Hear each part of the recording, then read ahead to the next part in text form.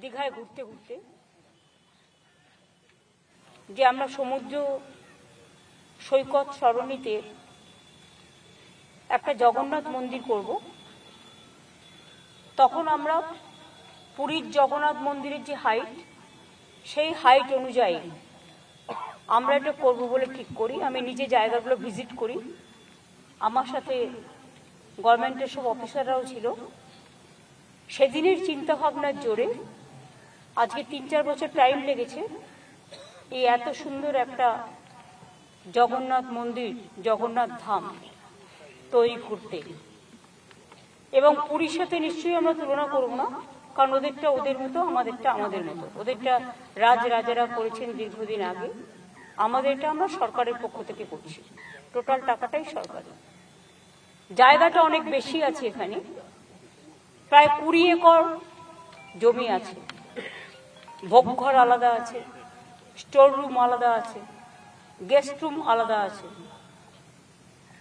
বিশ্রাম নেবার জায়গা আলাদা আছে, পুজো দেওয়ার জন্য পুজোর ডালা ঘর তৈরি হবে, এবং সেলফ হেল্প গ্রুপের কিছু মেয়েকে লোকাল জিনিস বিক্রি করে দেওয়ার ব্যবস্থাও হবে, পাশে হবে, সেটা তৈরি হবে আস্তে আস্তে।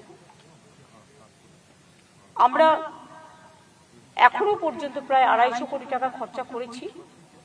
আরও হয়তো কিছু খরচা করতে হবে, কারণ মাসির বাড়ির ওদিকটাও আমাদের আরেকটু ডেভেলপ করতে হবে, ঘাটটাও ডেভেলপ করতে হবে। রথযাত্রা এবার থেকে শুরু হবে এখানে, এবং আমরা একটা ট্রাস্টি তৈরি করেছি চিফ সেক্রেটারির নেতৃত্বে। তাতে জেলা শাসক, এসপি, সনাতন ধর্মের যে সভাধিপতি, ইসকনের যে পশ্চিমবাংলার চার্জে রাধারমন বাবু আছেন, তাছাড়াও পুরীর দৈত্য, তারপরে মাসির দেব মন্দিরে যে পুজো করতেন জগন্নাথ দেবের এখানকার লোকাল, ওনাকেও রাখা হয়েছে। এবং ঠিক হয়েছে যে ওনারা 4 জন দেবেন লোকাল। সনাতন ধর্মের লোকেরাও কিছু ডালার দোকান করবে, প্লাস আরো হবে।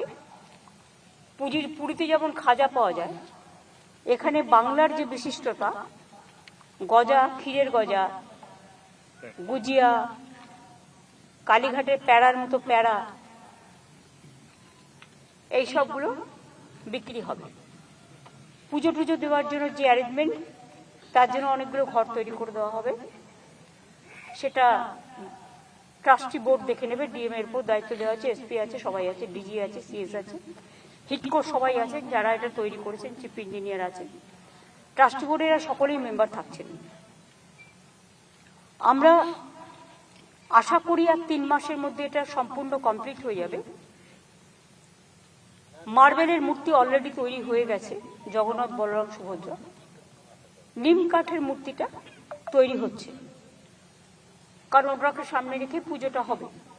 এছাড়াও একটা মা বিমলা, যেটা মা লক্ষ্মীর মন্দির, মা লক্ষ্মীর একটা, আর এক পাশে রাধাকৃষ্ণ, এটা থাকবে।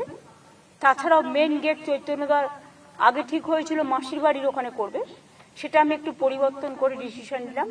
এই যে মেন দরজাটা ঢোকার মেন গেটটা জগন্নাথ ধামে, ওই মেন গেটের ওখানেই চৈতন্যদেবের এটা থাকবে, এবং ওই গেটটার নাম হয়ে যাবে চৈতন্যদ্বার জগন্নাথ ধাম।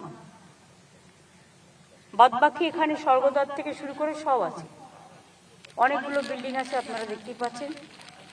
জায়গার অফুরন্ত সদ্ব্যবহার হয়েছে।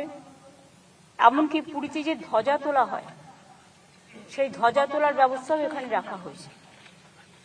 এবং মিটিং চলাকালীন আমি রাজেশের সাথেও কথা বললাম, পুরীর যে ছোট দৈত্যপতি, তাকেও বললাম যে আপনি এসে দেখে যান, এবং যারা ধ্বজা তুলতে পারে তাদের একটা বংশানুক্রমে কিছু লোক আছে, তাদের থেকে যদি 2-3 জনকে আমাদের দেন ভালো হয়।